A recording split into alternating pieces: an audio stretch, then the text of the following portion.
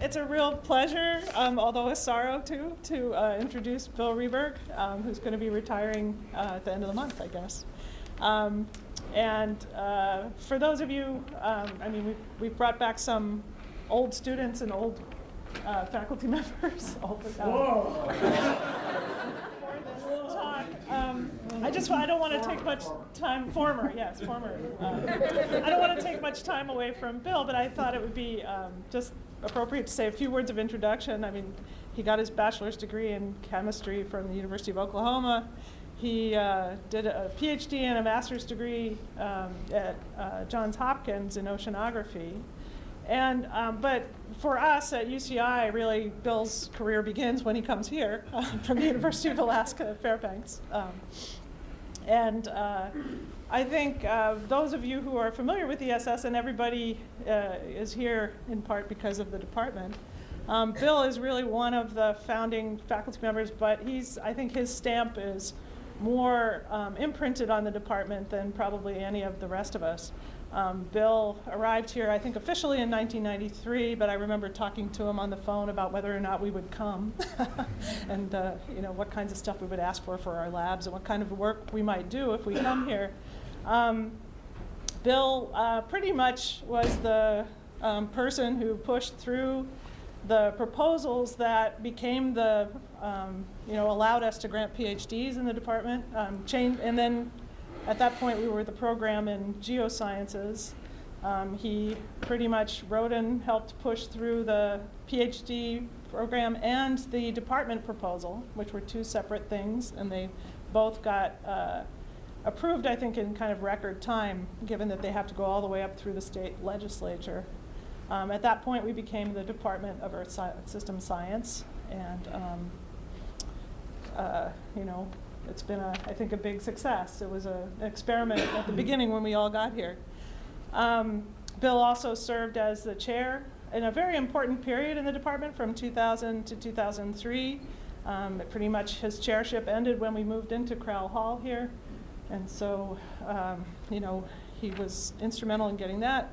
There are about 5 or 6 or 7 faculty members that Bill was instrumental in hiring.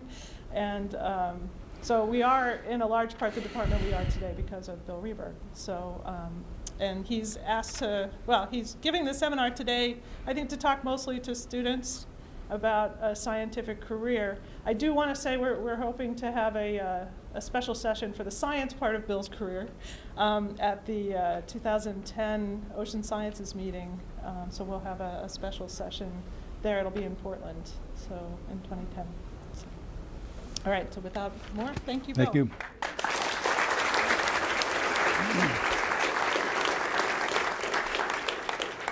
Well, Sue's right. As of sunrise tomorrow, I become Professor Emeritus, and I separate from UCI on the next day, and then I'm obligated to be around till the end of the quarter. So our plans after that are to move to Vancouver, Washington, so we can be closer to 2 of our children. And we'll pick up and resume from there.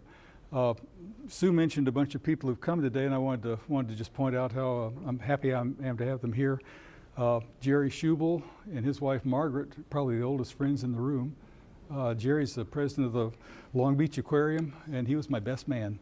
So in fact, when Carolyn would come down to visit as we were recording, they would house her, they would keep her. They were the chaperones. So we go back a long, long way. Our daughter Nancy is here, Nancy Bacon, and it turns out that guys like me are incredibly fortunate to have 2 families, a real family and an academic family. The academic students family that all UCI graduates, the ones I see here, Jennifer King, Dave Valentine is back there, and John Kessler, there he is, right in front, okay.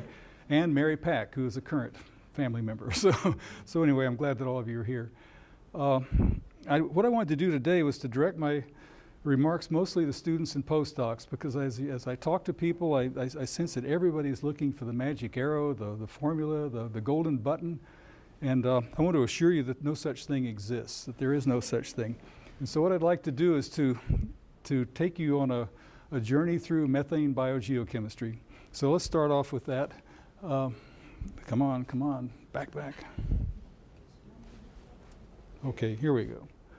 Okay, so anyway, this is what I'm going to do. A lot of this is based on a talk that I gave. I felt it was a fairly effective way of covering this material. I gave a talk about 3 years ago at the International Union for Microbiological Societies, where I talked about this anaerobic oxidation, and it was a very controversial process. I think I ran into more opposition than anything for about a 10-year period, and it was a real education for me, but I survived it, and I feel I'm stronger for it, and I'm just would like to share some of the reactions that I had. What I'm going to do then is to take you through this. This diagram here has sediments and water column, and it has a whole series of topics, and I want to emphasize that these are all, you're benefiting from my 2020 hindsight.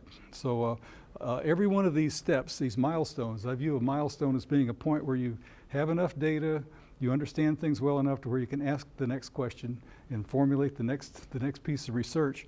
And so each one of these goes on, and the point is that when I first started this, I couldn't have anticipated any one of the future ones. So every one of these was something that came from looking at the data and figuring out where you stood. And a lot of it was done in sediments and the water column. And so what I'm going to try to do is to step through these.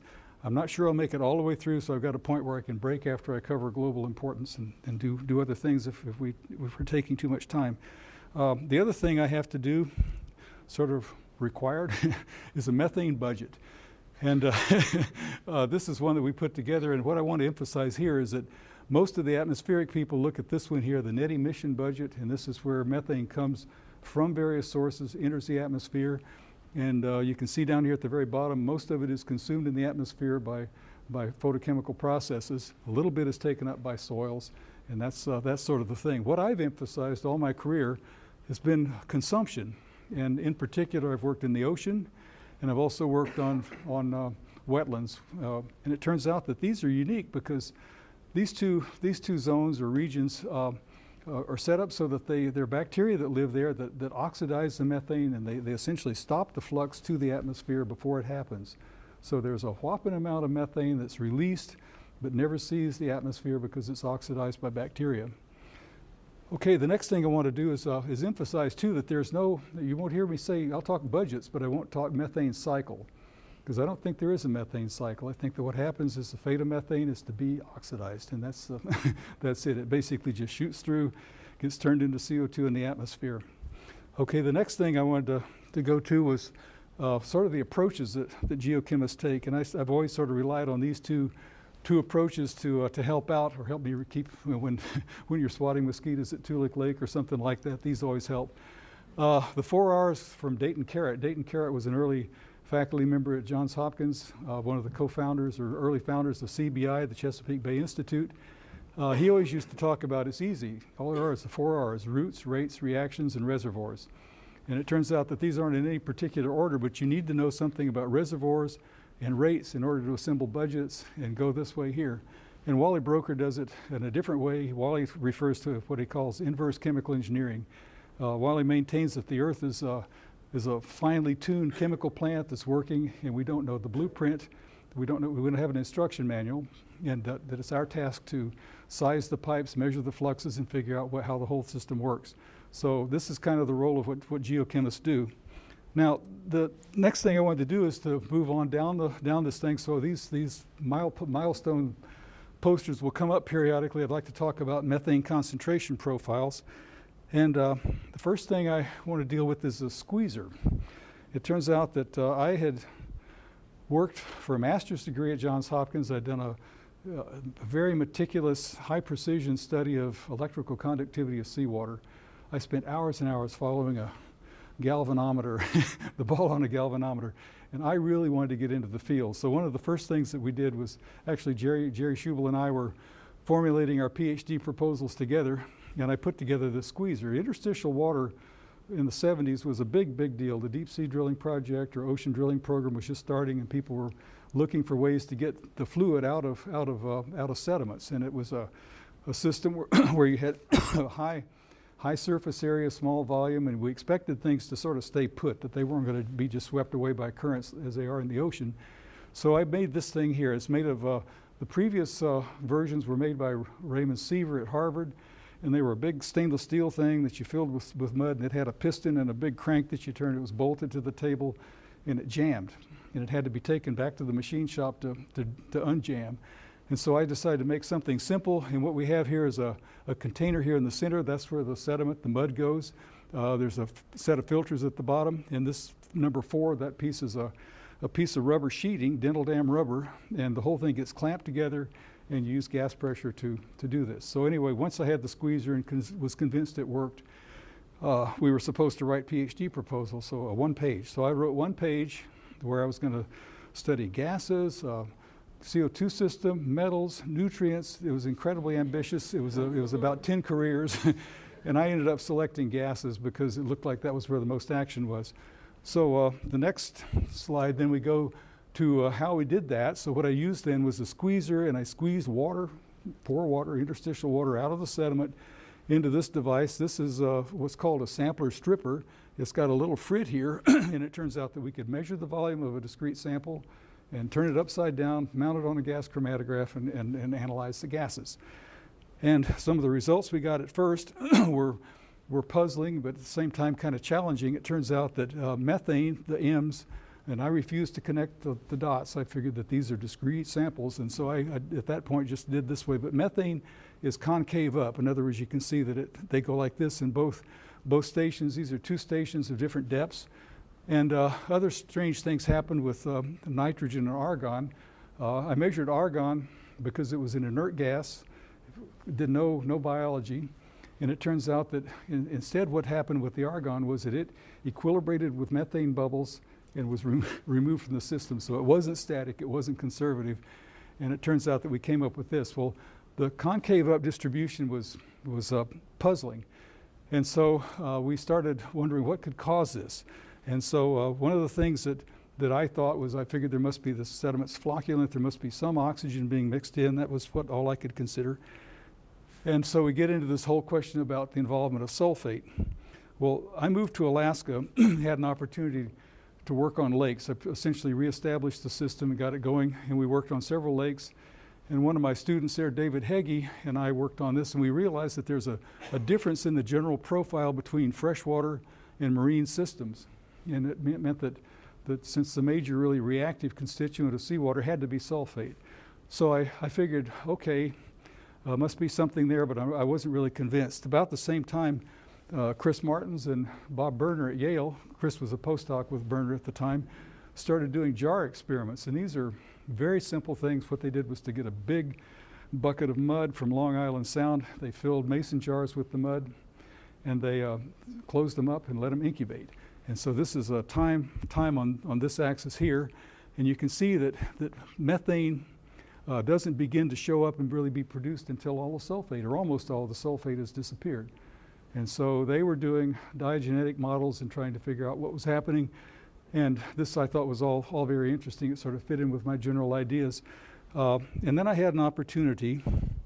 We were doing diagenetic models and advection diffusion models. And this basically sort of is the sort of guide slide for advection diffusion and steady state models, steady state advection diffusion and diagenetic models. It turns out they're all based on the same equation, this 3-dimensional distribution of variables equation, where we have the rate of change, rate of change of concentration with time. We have diffusive terms in the X, Y, and Z direction. We have advective terms in the X, Y, and Z direction.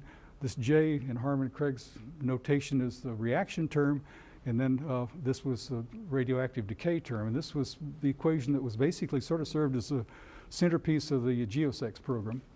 Okay, well, in Berner's case, Berner wrote a book about diagenesis, and he simplified things to where he basically made it one-dimensional. And the difference between these two is that in the case of diagenetic models, the diffusion coefficient, the A or the D, is a tortuosity-corrected molecular diffusion coefficient. So if you consider that there are particles and water together, the ions which are in the liquid have to migrate around particles, and so it turns out that tortuosity-corrected diffusion coefficient is about a factor of 100 smaller than a regular molecular diffusion coefficient.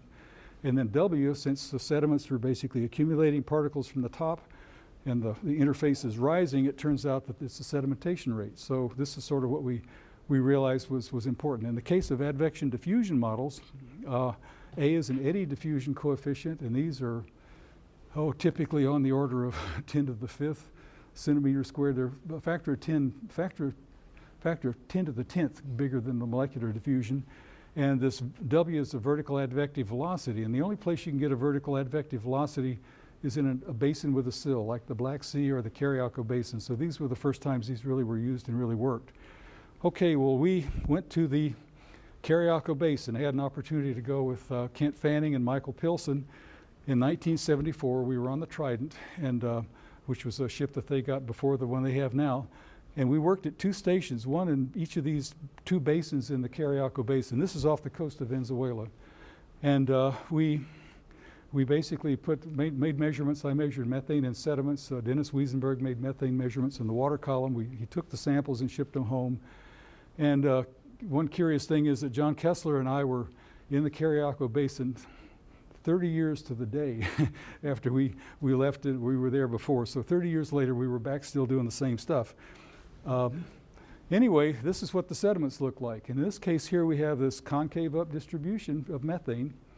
And this sealed it for me. I figured, okay, we're dealing with a water column that's anoxic. There's no oxygen.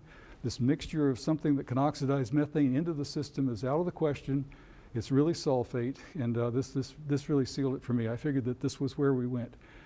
And the next thing that really sealed it all was the fact that we did an advection diffusion model treatment on the data from the water column, and we got this thing here. It turns out that methane was non-conservative. If it were conservative, that is not consumed by any biological process, the methane distribution would have followed the dotted line, but instead it was like this, and so we could estimate what the methane oxidation rate was. And then it became a matter of what do we say? This was, anyway, now, let's see, and what I wanted to do is about 10 years later, Mary Scranton came up with this time-dependent box model. She was very concerned, very critical of us because we'd assumed steady state, and what happens in the Cariaco Basin is that the anoxic interface does increase and decrease. It used to be in those days that Woods Hole would always have a winter cruise to the Cariaco Basin and stay out of the North Atlantic, and so there was a long time series of samples there, and they could always document the location of the interface. So Mary did this. Mary's is probably more correct. We got the same result, and curiously, we ended up using her models with our C14 things. John Kessler did that as part of his dissertation.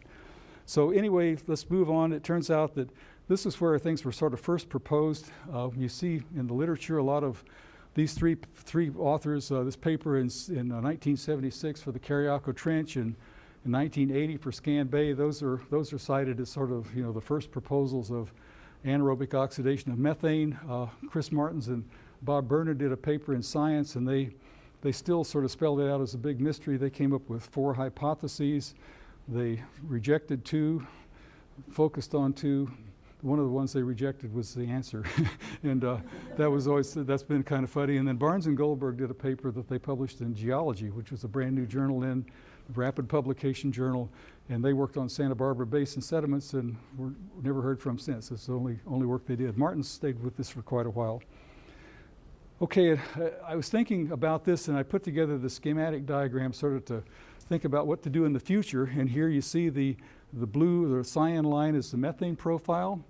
The red line is the sulfate profile, that they kind of overlap. The hatching doesn't show up, but I'm sort of thinking this area right in here is what we call the sulfate methane transition.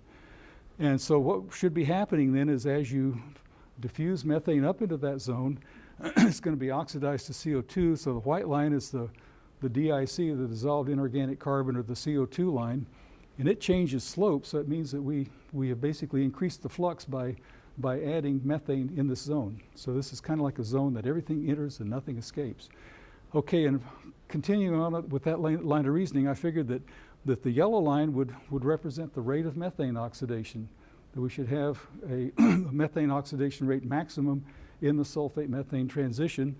And methane, it turns out, has a very light isotopic signature. So if we oxidize the methane, we're going to make the dissolved inorganic carbon pool isotopically lighter. So that should be the green line. So we basically, I pieced all this together. Well, about the same time, there were lots and lots of people working with isotopes. They were working on single species. In particular, Ian Kaplan's group, who at UCLA had two students you've probably heard of, George Claypool and Martin Goldhaber, were working with DIC. And so they were getting data that looked just like this, and they were working in places like Sandwich Inlet and Santa Barbara Basin. They were working in all the right places, and they had the profile. And I figured, well, this is an area that I'll plan on staying out of. But I wanted to say that what happened was that they were working mostly from the standpoint of the profile, the isotope profile being caused by fractionation during methanogenesis. They were thinking methanogenesis, not methane oxidation. And I should say that this was sort of considered an unknown process, and Ian Kaplan had worked with Basbecking in Australia, and of course this was an impossible process. It didn't happen. Okay, so the next one, we worry about the oxidation rate, and I want to go into that where what happened in 78, Bo Jorgensen in Denmark published this landmark series of 3 papers where he used sulfur-35 sulfate, the radioactive isotope of sulfur, and measured the sulfate reduction rate. And so basically he would add sulfur-35, recover sulfur-35 sulfide, and this stuff is really hot, it's carrier-free, it has a short half-life, and it turns out that he did this, and he was welcomed with open arms. So the microbiological community, the microbial ecology community, their feeling was, at last we can measure this process, we can measure a rate, and great for this. And so he did a very comprehensive job of it. And as far as the methane goes, at about the same time, there were a few studies. John Rudd and Bob Hamilton were working on methane in the experimental lakes area, and that was, I kept puzzling over, could we do this? How would this work? One key thing about Jorgensen's study was that he convinced me that you don't have to homogenize the tracer. And let me go into this a little bit. Up to this point, I had worked with people doing primary production on ships, and there you take the sample, you add the tracer, and you homogenize it by shaking it. And I didn't see how in the world we could homogenize mud and get the methane distributed through it. And so this basically, his argument that all you have to do is not lose tracer from the system you're working on was the deal. So I figured it was worth a try. So what we did then was to make these measurements on segmented cores from ScanBay, and we're thrilled to get these results here that showed the predicted maximum in oxidation rate, or at least I predicted that. And about this time, about a slide or so before that, I ran into incredible controversy because I managed to really touch a nerve with the microbiologists. They, first of all, seemed to think that I had, that how could I say this with models? They were very concerned about how this could happen. The second thing that they were concerned with is they said I needed to isolate an organism. And the third thing I really got a chuckle out of was they said, you're not a microbiologist. You can't be in this area. And in truth, I've never had a course in microbiology, so I thought that always sort of tickled me. Anyway, so we started off, and we realized that if we were going to do any modeling, we had to have more resolution, more samples. And so we started off, Mark Alpern joined me. We started working with these cores like this. These are cores that are perforated, and we covered the holes with electrician's tape, and then used this little syringe sampler to actually subcore the thing. So we ended up with much better resolution.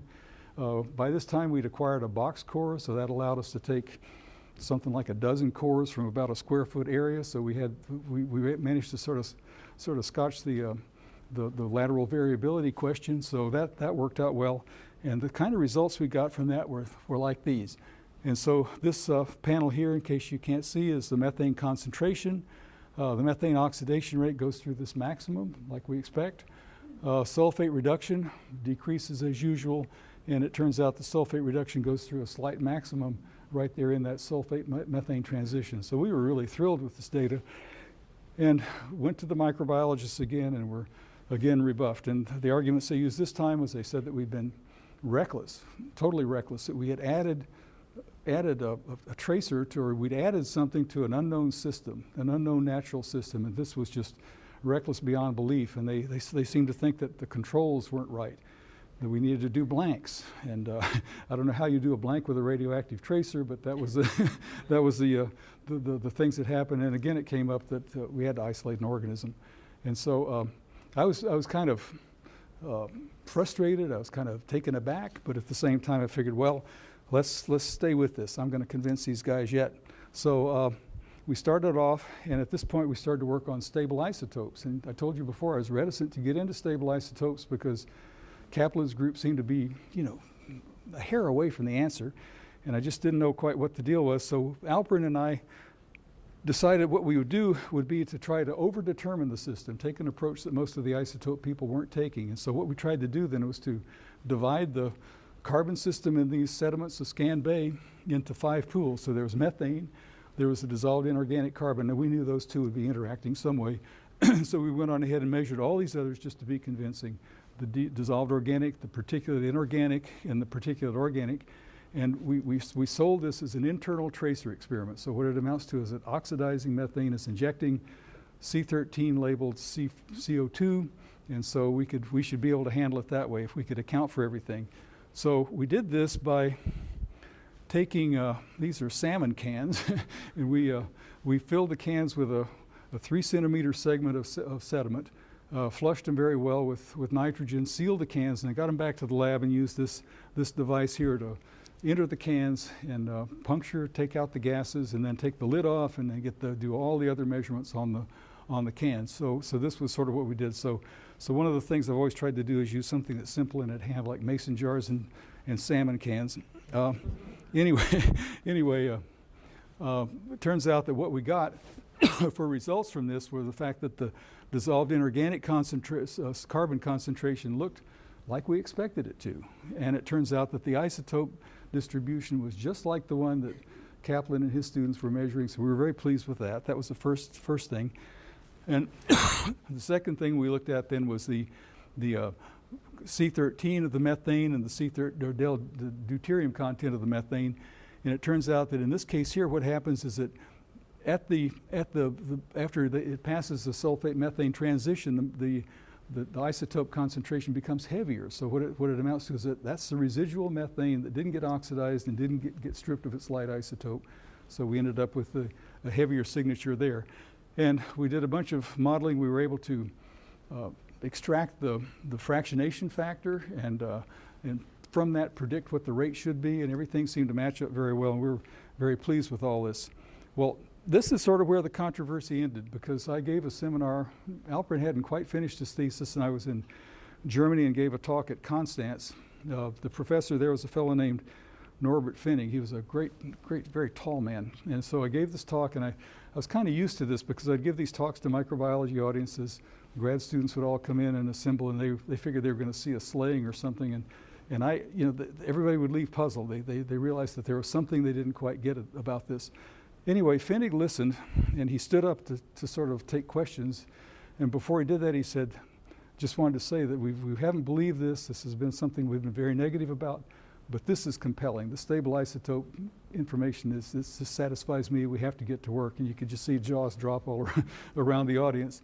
And then I gave another seminar about 2 days later in Bonn at my friend Hans Trooper's lab. And Trooper greeted me by saying, "What did you say to stir them up so down there?" So anyway, this was the deal. So anyway, the controversy raged for about 10 years and ended very quickly. And then it turned out that at that point we ended up with the criticisms then being, well, it can't be globally important because it only occurs in anoxic basins. And the other thing was that this just isn't a very important process. And they kept saying you still have to isolate the organism. So that was the way it went. Okay, well, let me back up here. What I did then, what I've tried to do with students is to, they're fully invested in a question and a problem. So when Alperin finished up and went to North Carolina, he carried anaerobic oxidation of methane with him. And so we, at that point, had an opportunity to get into some terrestrial work. So I did, with Steve Whalen, we did Tundra and Taiga methane flux time series. We had set up a series of stations right near the campus in the Arboretum. We did also at Bonanza Creek, LTER. We did a pipeline haul road transect. Steve and I did that. It took 3 trips back and forth, taking samples every 20 miles and setting up stations. We also had support to work at Tulick Lake, and that's where Shannon Regley and Jennifer King joined me, where we did flux time series. We did a bunch of water table manipulations. That was a exciting period because we had pumps that were run by batteries. The batteries were powered by solar panels. And the one thing we discovered was that the ground squirrels, the 6.6, loved vinyl insulation. And we were constantly fighting shorts and dead batteries getting that work done. And then Jennifer King here did the pulse labeling, and that was a very, very intensive thing, and worked out very well. It turns out that we learned that the methane is produced very quickly right in the root zone and is emitted as methane. So we did that using C14 CO2 and saw it come back. Well, during this period, I had an opportunity to go to the Black Sea there was a big cruise right before the NOR. The original NOR was refitted, and they planned to spend about 6 weeks in the Black Sea. So I was chief scientist on the last leg because we were using radioisotopes and they wanted to keep us at bay. And so we were able to work in the one central station, and at that point there was the Soviet Union, so we were shadowed by a Russian ship the whole time. And we basically just worked at this one station right in the center of the Black Sea. And what we did in a 2-week period was measured methane. We hammered the methane profile.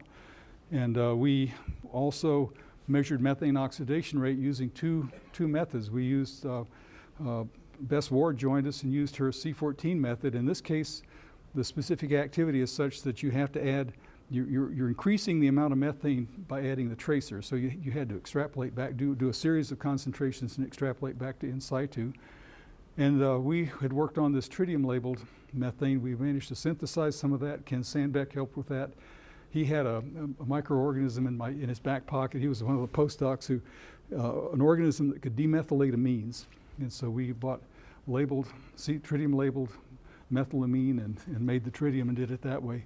And it turns out that the 2 rates, we did these parallel, they agreed within a factor of 2, which I still think was just remarkable. We were incredibly lucky to have that happen, I thought, given the stage. So basically using the reservoir, at least 2 of the R's, we used the reservoir and the rates, we were able to put together this budget for the Black Sea. And these are all, the sinks are all the things that remove methane from the Black Sea, like evasion into the atmosphere, oxidation in sediments, the outflow at the Bosporus, and water column oxidation. And it turns out that this, well below in the really truly anoxic part of the Black Sea, this is a factor of 100 larger. This is a huge sink. It was a major sink for methane in the Black Sea. And we could only account for about 13% of the needed source. We just couldn't do it. Well, one of the things that happened very quickly after that was we started to open up and learn more about the Black Sea from the Russians, and it turns out that the whole northern part of the Black Sea, remember our station was right in here, is filled with seeps, with vents. Up here, right at the mouth of the entrance to the Caspian Sea, is one of the world's largest concentrations of mud volcanoes, which are driven by gas emissions, methane emissions.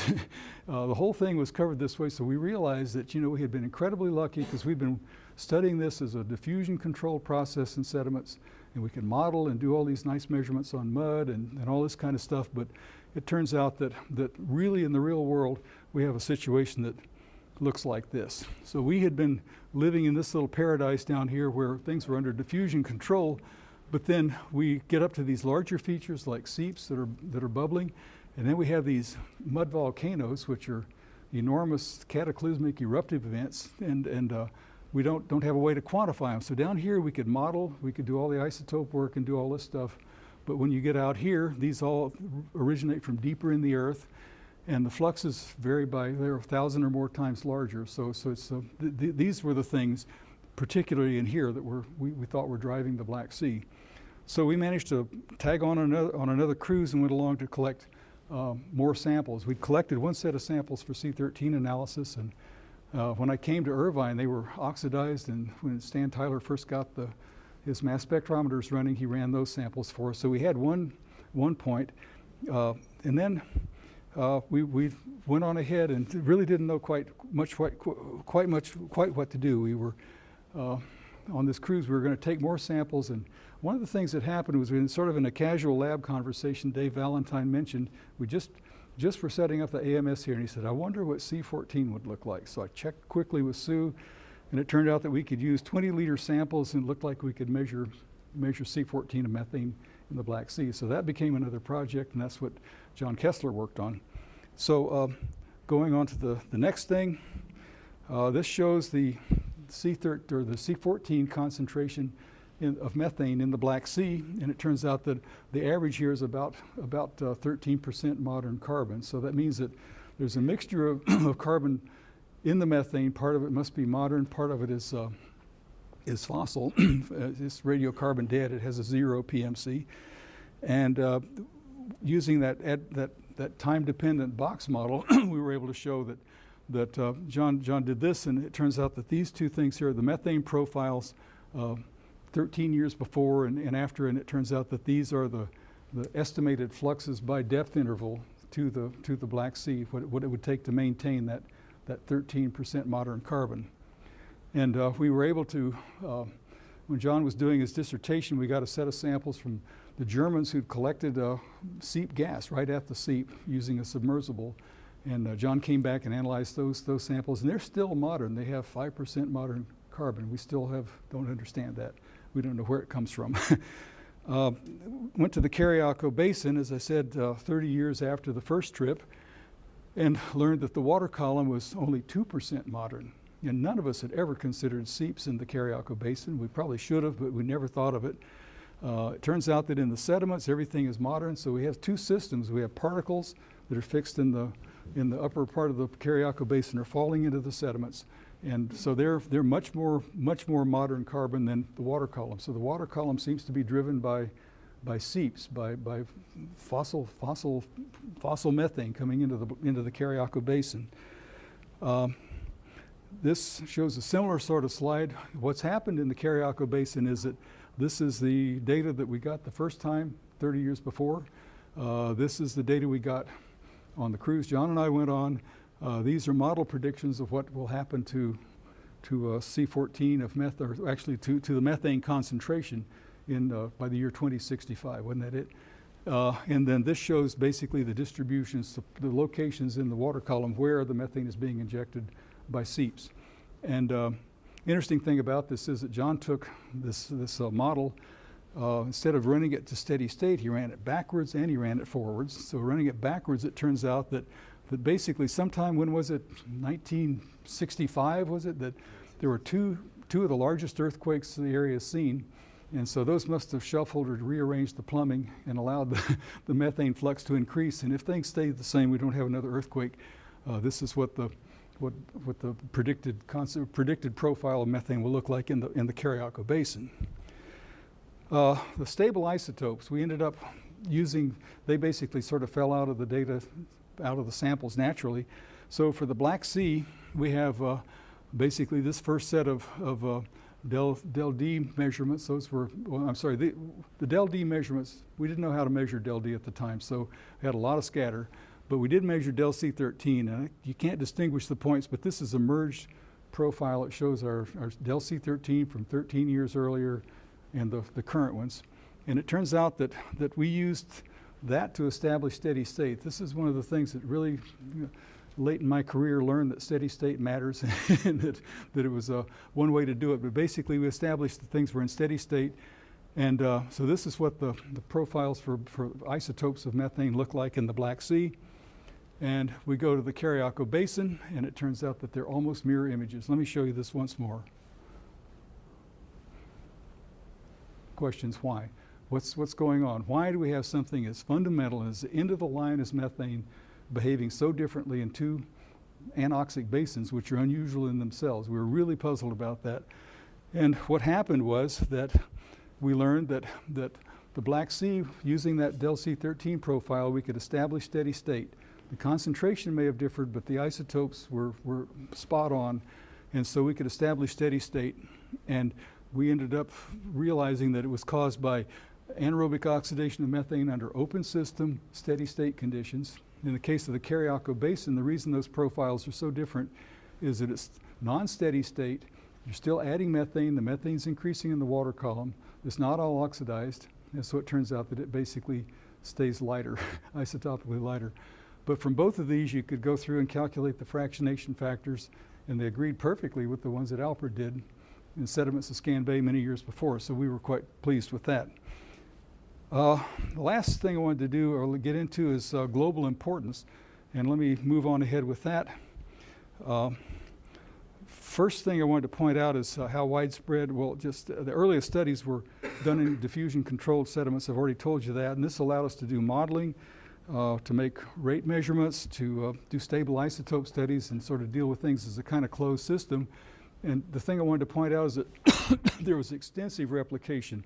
The very beginning of all this, it turned out that every time you made a measurement, 2 years later, somebody had one there. So with all the concentration profiles, the rate measurements, some of the isotope work, the rate, all these things were replicated by people like Al Duvall at Washington and Chris Martins. We were really, it was a really very, very hot item. But then we realized that these more recent things that we're dealing with seeps, these violent, relatively violent sort of things happening. And there's no rate measurements, but they can use biomarkers. The CSIA stands for Compound Specific Isotope Analysis. So this is where you isolate a compound chromatographically and analyze its isotope concentration or isotope ratios. FISH is an acronym for a genomic technique called fluorescent in situ hybridization. And all these things have sort of documented the occurrence of, but not the rate of, anaerobic oxidation. It turns out that FISH has almost become the golden standard for identifying anaerobic oxidation. And one of the things I wanted to point out is that AOM, anaerobic oxidation, is a stealth process that operates in a subsurface zone. Unless you're looking for it, you don't see it. You see the effects, but you don't realize what you're seeing. And it turns out that this is a huge sink for methane in the ocean. And it turns out that the only reason the ocean is a small methane source to the atmosphere is because of methane that leaks out of fecal pellets in the mixed zone. And so this is what basically drives the ocean as a source. It turns out that this starts off, so here's the initial work in Chesapeake Bay. I want to just step through these and show where the studies appeared. This one is for the 1970s, and so at that point we have Chris Martins. We've gone to the Carriacou Basin. Bo Jorgensen, Henry Blackburn, Niels Iversen began to work in Denmark. Ross Barnes in the Carriacou Basin. It turns out that Al Duvall and Saanich Inlet, and we had established our work out at Scan Bay. The next one then shows still more things. So this basically, we've got more studies in Saanich Inlet, more Carriacou Basin. Ron Ormland started to work on lakes, Big Soda Lake and Mono Lake in California. And going on here, we start to get into the 1990s. This is where we end up with studies of the Hawken-Mosby mud volcano off the Namibian coast, the Argentine basin, more work in the Amazon basin. Bob Allard did some work there. It's just amazing to see how this all grows. And then the last one, the 2000s, it turns out that there have been two deep sea drilling project legs that have emphasized this. More work on the Hawken-Mosby. And we've been to Scan Bay. I think Valentine has been twice or three times. 3 times. John's been twice. So anyway, we were in Scan Bay a total of 9 times on this project. And so this is really quite, or this problem. So anyway, this sort of shows how it's grown. And what I wanted to do then is to show how important it is. And it turns out that when I started to think more broader than Scan Bay, I figured that conservatively all I could do was to really worry about high organic shells. And so that basically, and it turns out the curious thing, since it's a diffusion-driven process, it's pretty much the same. If you integrate the oxidation rate with depth, it's pretty much the same thing. So it became a kind of simple calculation. I conservatively estimated that 70 teragrams of methane were consumed each year by anaerobic oxidation. Well, by 2000, it turned out that Kai Hinrichs and Antje Boyches, both from Germany, they had advantage of that all the spots on the map, the last map you saw, and they broke the ocean up into zones and basically went, considering inner shelf all the way to the lower margin, They total something like 304 teragrams per year. And they also threw in the possibility that seeps could be adding about another 80. And so we're talking close to 400 teragrams, and I think it's probably still an underestimate. It's huge, but and that is what keeps the ocean from being a methane source to the atmosphere. Another study that was done, this was part one of the deep sea drilling project or ocean drilling program studies by Stephen DeHaan, and this was a paper that was published in Science, two papers in Science.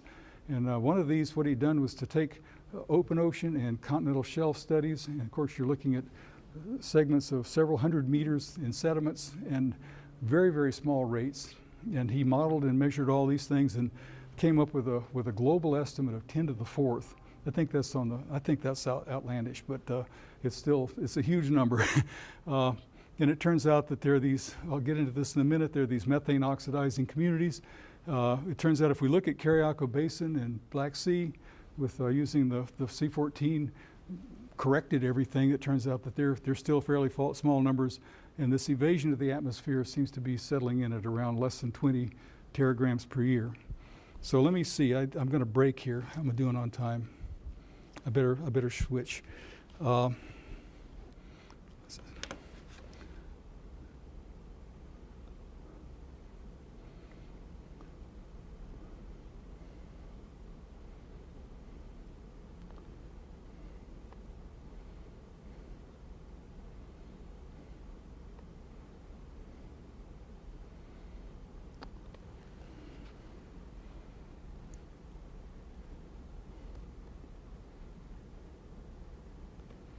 Okay, so now what I'm going to do is, it's incumbent on somebody giving a talk like this to talk about the future. So what's next? It's not all done, I can assure you. One of the things that's, I think, looming as a very important question is this business about methane clathrate hydrates or hydrates. DOE is looking very hard at trying to exploit these as an energy source. We know that they dissociate naturally, and so the real question is how much are they adding and how much actually gets into the ocean? That's one of the big questions. So we have to some way quantify the clathrate contribution to the global budget. This business of the subsurface maximum in the Oxic Ocean has been studied extensively by Dave Carl, and it turns out that it has lots of potential still.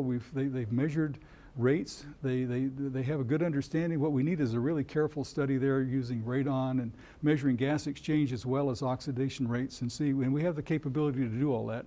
I think that would be a really great project. One of the things we run into is in most of the ocean, the concentration of methane is nanomolar. It's millimolar in the Black Sea and the Cariaco Basin, but it's nanomolar in the ocean, yet it's being oxidized. How? This is an incredible kinetic question, so that's going to be one of the big things in the future. This whole business of quantifying the vent and seep contributions and also mud volcanoes, there are lots of papers written about it and lots of very authoritative estimates, but they're guesses. Every one of them is a guess, and so we need to find some way to quantify that, and I think that C14 will play a key role there. One of the things that we've sort of come to realize is that we need to measure C14 methane in the open ocean, and with those nanomolar concentrations, this is going to take 2,000 to 4,000 liter samples and extracting all the methane. So this becomes a real big job, and so I think that's probably going to be something that's pursued by probably Mary and John. And the last question is, what is the organism and what is the mechanism? I didn't have a chance to go into too much about the mechanism, but I have to tell you, after being advised time and time again, you have to isolate the organism. It still hasn't been done, and and so I have to kind of chuckle about that. So that was one of the original questions. And let's see here. Let me go through and this give you some idea. This is a couple of pictures from Ken Janda's webpage. We've had a clathrate project together. This is the type 1, the kind of type that forms methane. The methane forms, and what you have is these lattices with a water molecule at each of the apices, and they have two 6-sided faces and 12 5-sided faces. So this is the type 1. This one here shows the chlorine hydrate. This is also from Ken's webpage, and the interesting thing is that this was the first hydrate synthesized. It was done in 1811 by Humphrey Davy. So this has been around a long time. Okay, this shows a shot from the Malik well. This was a well that was drilled into a hydrate prospect in the Mackenzie Delta in northern Canada. And this is the first successful production test for methane from a clathrate hydrate. And let's see, this shows the open ocean subsurface maximum in both the Atlantic and the Pacific Ocean. It turns out that these were early on. I mean, this as soon as people started measuring gases in the ocean using gas chromatography, these were established. And it turns out that modeling work has shown that this has got to be conditioned. It's a source, a local source, probably leakage from fecal pellets, copepod fecal pellets, and then it's oxidized as it diffuses into the atmosphere. And so understanding that is I think a big priority.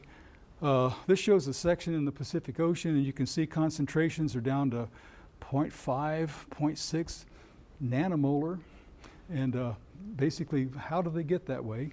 So one of the questions that we often run into is with this business of methane sinks, I've emphasized mostly the anaerobic, but we know in the open ocean there's got to be aerobic oxidation occurring. And a couple of the things that are unique about these is the fact that if you oxidize methane aerobically, you add CO2 that decreases the pH and can dissolve carbonates. But in the case of anaerobic oxidation, you're producing bicarbonate and you're also producing sulfide, and those increase the alkalinity. And so one of the key tip-offs early on, in fact, geologists were my biggest supporters because we finally found a mechanism to explain the light carbonate cements they were finding. So that was very, very interesting. So anyway, looking at this shows a chimney that grows on the shelf in the Black Sea.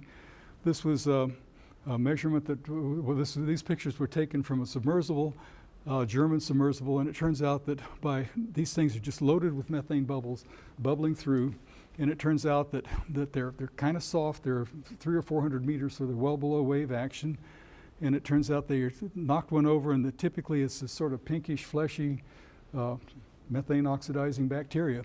And so they measured rates and found that this all fits in. This, I think, Walter Michaelis in the science paper basically said that he thought that this was probably what life on Earth looked like before oxygen entered the atmosphere. So look at it for that. Another thing that's happened is that off the spreading center axes in the ocean, they've discovered these warm vents. And this is one was called the Lost City Hydrothermal Field. And it turns out that there's warm water that apparently reacts with rocks to make methane. This is called the serpentinization reaction. And it turns out that this stuff, basically these towers are made of brucite. It's a magnesium carbonate mineral, or magnesium hydroxide carbonate. And the water is pouring out of these things, and it turns out that there's methane production, methane oxidation, all kinds of things going on. And these things are 70 meters tall. They're at the bottom of the ocean, but these things are, they call it a lost city. And finally, this business about the communities living around where methane is being oxidized, it turns out they aren't living on methane. What they're doing is living on sulfide that's produced when methane is oxidized anaerobically. And Tina Troida and a group of people in Bremen were the ones who really came up with this. And so they have shown that these communities are conditioned by how near the surface this sulfide boundary is. So if it intersects the surface, you end up with a slimy filamentous bacteria called Begiotoa that grows in profusion. So that's easy to see from a submersible. When it's a little lower, there are these clams called Calyptogena. And then you can go to the acarics further down. It turns out that what the Calyptogena clams do is that they stick their foot into the sulfide and they operate on the energy difference between oxidizing sulfide and oxygen. They can take in oxygen through their gills, and basically they operate this way. So they're living on sulfide oxidation. And let's see. Here we go, acknowledgments. So I've all through the talk tried to pepper and show who did what, where, and when.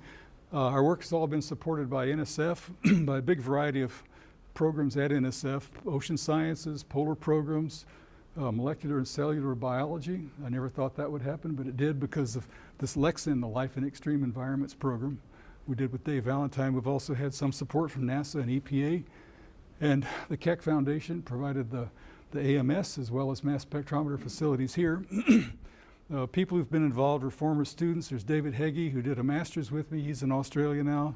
Mark Alperin did really yeoman work up in Scan Bay with us. Steve Whalen went to the Black Sea the first time and helped set up the transects of the time series transects and so forth in Fairbanks. Shannon Regley was here. She decided that she really wanted to be a teacher, and so she's become the kind of science teacher that you all wish your kids could have or your grandkids could have. Jennifer King, who's right here, worked on pulse labeling. Dave Valentine came and worked on hydrogen. I didn't have a chance to get into mechanisms, but he was really he's really at the forefront of what mechanism pulls this off and makes it work. He's able to do careful thermodynamic calculations and show very clearly what works and what doesn't work.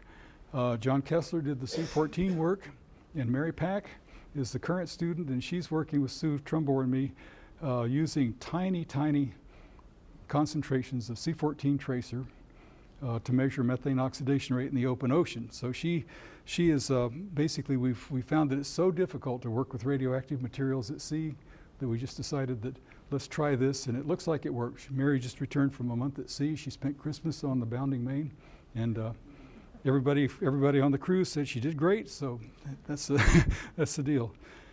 And I guess finally what I'd like to do is just say that I really want to stay in touch. I won't be here, but I do want to stay in touch. UCI has been good. I have feel a sort of special kinship with the people who are hired on my watch. I see a few of them around, people like Francois, Jay Familietti, Jin Yi, Keith Moore. And then I was going to tell a special story about the three that were hired. This is the real coup. We had half a position that we were going to split with E&E biology. And so the search committee worked on this, and they came up with two people that they couldn't decide between. So we went to the dean, went to Ron Stern and said, what do we do? And he says, oh, I'll talk to their dean. We'll add another half. And so we ended up adding a half. And so we ended up making two offers. We made an offer to Diane Pataki. We made an offer to Kathleen Treseder. They both accepted. Jim Randerson came as a spousal hire. And out of this initial half position, we have 3 faculty members, 2 who have won the McElwain Award. And couldn't be better. That's something I smile about every day. So anyway, I think that does it. If there are any questions, I'd be happy to answer anything. But thank you all for coming. Thanks a lot.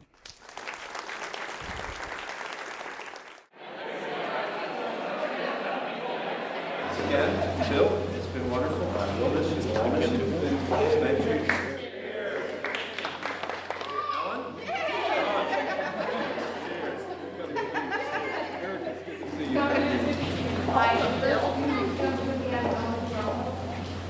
And I'm a new recent hire on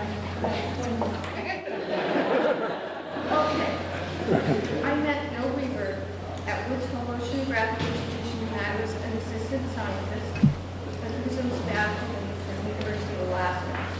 He appeared at the chemistry department office and wanted to visit some labs.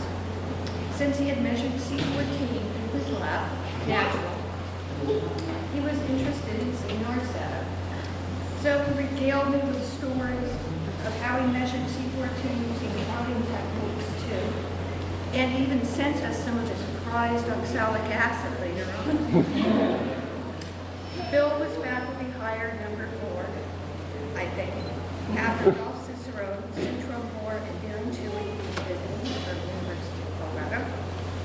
We would frequently have faculty meetings in Bill's office. Just the 6 of us sitting around picking up names for the department. We were originally the program at Geosciences. During our discussions, we politely argued as to whether system or science should be plural or singular. This went on for months. Ralph and Michael finally won because they really felt that it should be singular. But it was Bill who led the charge, toiling long hours to craft the proposal for establishment of department status, which we attained in 1994, and then the doctoral degree program a year later. This was record time, as Sue explained, for establishing a graduate degree in the UC system, which involved system-wide review at the University of California professor or president's office, among many other steps. And its success was mostly due to Bill Reeburgh's thoroughness and his communicative skills with the administration. Remember Carol Sokolow? They got it through. Yeah. Bill is a communicator. You all know what I mean. He likes to have face-to-face conversations rather than use email. Here's what I mean. He will appear in my office door and ask how I'm doing. Then he will ask me a question or tell me a bit of information, like the latest news on EG politics. I will respond. Then he will tell me that it reminds him of an experience he had while in Alaska. Learning at the end, kind of like a moral to the story. Then, as quickly as he appeared, he will say goodbye and disappear down the hall. We will miss you, Bill. And to remind you of us, we've crafted something. We know how much you like handmade items, given your skills with woodworking and leatherworking. So we've signed a plate in honor of the occasion of your retirement. It is color-coded according to the area of our research. For personal color choices, green and brown for land, blue for ocean and atmosphere, red for fire, there's only 2 of those, and clear and gray for ice. Yeah, I know ice is not really gray, but that's colored glass. It has some of those copper wire flowers that you like in the plate in my office, so we hope you like it. Thank you, Bill. We appreciate you because you are a good colleague, always thoughtful, willing to give people the benefit of the doubt, and put in the time for common good that is for system science. We hope you will not be a stranger to visit us.